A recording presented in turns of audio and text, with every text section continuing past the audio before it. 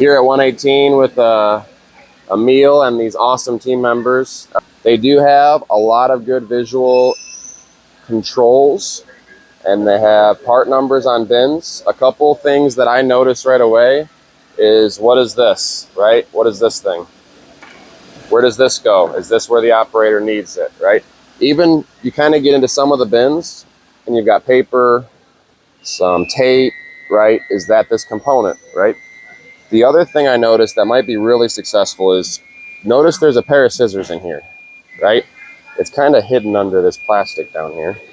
Where do these go? This is a sharp object as well, but if it's something that they use a lot, maybe you put them in the table so the team member can easily grab them, and they're stuck on the table at strategic locations.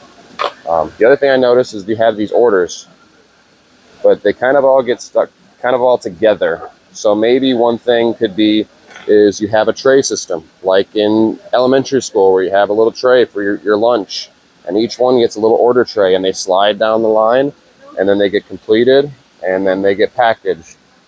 Sometimes just a little bit more organization in here will save a lot more time of like, okay, I picked this, but wait a minute, does this and this go to this? Let me check it again. Some other really, I mean, this whole line is very visual. Some questions I have: what do the yellow bins mean versus the green bins? There is no sign to tell me what it means from a distance.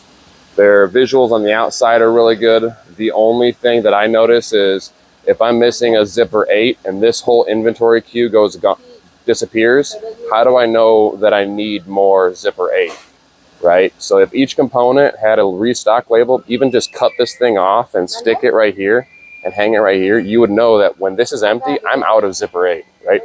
So those visuals communicate quicker so that people can take action. Some other things, just some basics on the bottom. There's a lot of bins down here without labels. Sometimes, are they ergonomic for the team member and the leader?